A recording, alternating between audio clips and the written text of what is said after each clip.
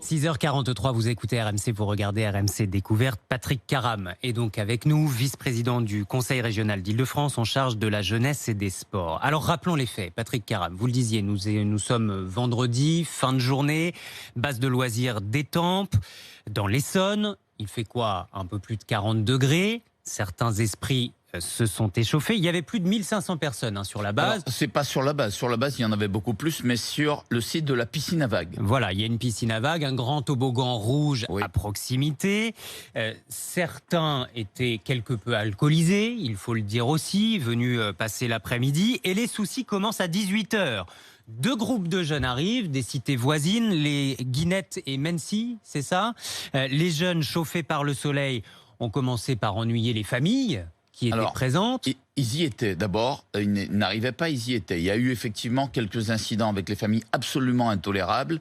Drague lourde de jeunes filles. Nous avons eu des interventions déjà de notre service de sécurité à ces moments-là. Tout au long de l'après-midi. Et puis il y a eu un vol de portable et un règlement de compte et une bagarre. Et cette bagarre a ensuite bien entendu dégénéré. Les forces de l'ordre sont intervenues sur le site.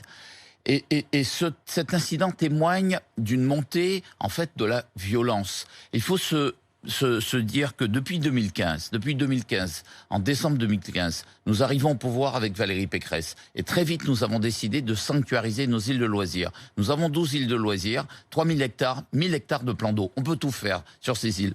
Ce sont des îles qui servent en réalité à la détente des familles. On ne peut pas permettre que des intrus viennent sur ces îles, terrorisent les familles, les enfants, fassent du harcèlement sexuel et que des bandes s'affrontent.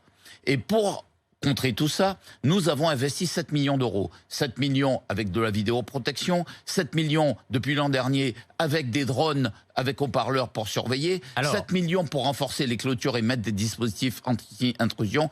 Et nous avons demandé aux îles de loisirs de renforcer la sécurité. Ça veut dire qu'il n'y a plus, juste un mot, je finis dessus, nous avions que des médiateurs. Aujourd'hui, nous avons des médiateurs, mais nous avons également des vigiles et leur nombre a doublé. Ça prouve qu'il y a un véritable problème. Et plus nous investissons et plus nous agissons, et plus l'État se retire. Et plus l'État se retire de nos îles de loisirs. Alors, je vais vous poser la question tout de suite, Patrick Caram. On voit Gérald Darmanin qui va à Nice, qui va à Lille, qui promet des effectifs supplémentaires, 60 CRS. Vous réclamez la même chose en Île-de-France? Il faut être très clair. Les îles de loisirs, c'est comme des stations balnéaires. Il y a 40 000, 50 000 personnes, parfois sur certaines îles de loisirs. On ne peut pas traiter ça comme quelque chose d'anodin. On ne peut pas considérer que lorsqu'on appelle la police pour une intervention, ils ne viennent que si les voitures, les équipages ne sont pas engagés par ailleurs. Il faut qu'ils puissent être à demeure pendant l'été, justement au moment où nous avons des périodes, des épisodes de forte canicule. Nous voulons un statut de zone balnéaire pour nos îles de loisirs. Nous voulons également, et ça c'est extrêmement important... Statut pour pouvoir être protégé de la même façon par les polices municipales et nationales. Alors parce que nous voulons que la police nationale et la gendarmerie nationale, et évidemment la police municipale, nous voulons qu'ils soient sur nos îles pendant l'été, au moment où ces îles connaissent un flux d'affluence. On ne passe pas de quelques centaines de personnes par jour à plusieurs dizaines de milliers de personnes par jour, sans prendre des dispositifs de sécurité. Mais Patrick Caram, vous le disiez, ces îles sont faites pour se détendre, présence policière. Moi, je me détends pas trop quand il y a un gendarme ou un policier derrière moi. Vous êtes sûr de ça? La police est supposée être rassurante et être là, œuvrer, la police comme la gendarmerie, pour la protection de nos compatriotes. Alors, juste un mot quand même. Cette présence, vous savez, elle joue un rôle important parce qu'elle peut dégonfler les situations. On l'a constaté.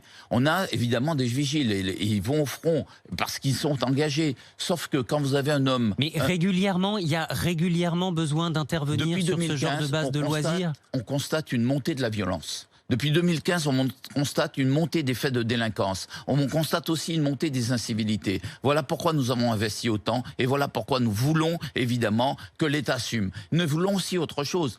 Nous voulons que l'État nous autorise à créer un fichier des interdits des îles de loisirs. J'ai vu ça. Quelqu'un qui a commis un acte de violence sur une île de loisirs ne peut pas y revenir. Aujourd'hui, nous n'avons pas de moyens légaux pour faire fichier.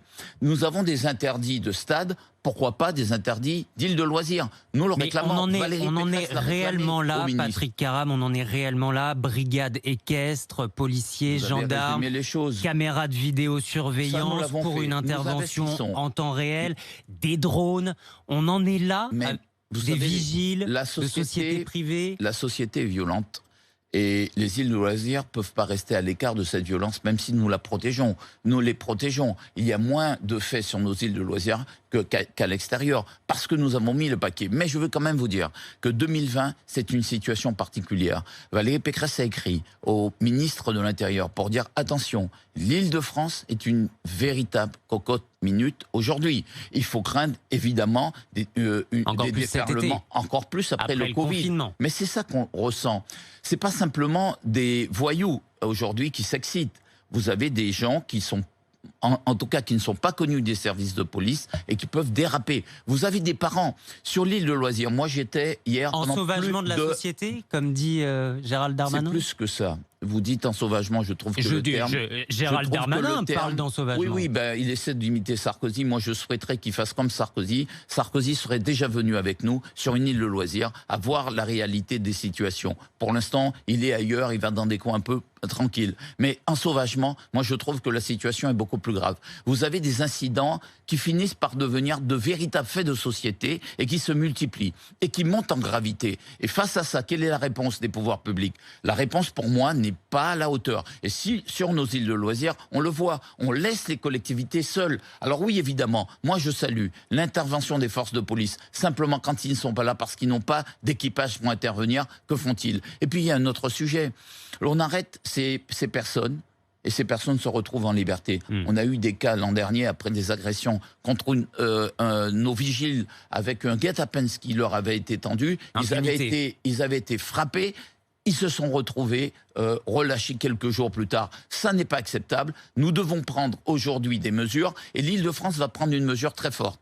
Nous allons décider des interdictions de base, île par île, puisque nous ne pouvons pas le faire globalement. Et mieux que ça, nous donnons des tickets loisirs, c'est-à-dire en fait des chèques pour aller sur nos îles de loisirs. Nous prenons en charge le déplacement des familles. Eh bien, il y aura de la pédagogie. Et les familles qui n'auront pas respecté nos demandes n'auront plus jamais l'autorisation d'avoir des chèques de la région. Le coup de gueule de Patrick Karam. Merci vice-président du Conseil régional d'Île-de-France en charge de la jeunesse et des sports. Merci.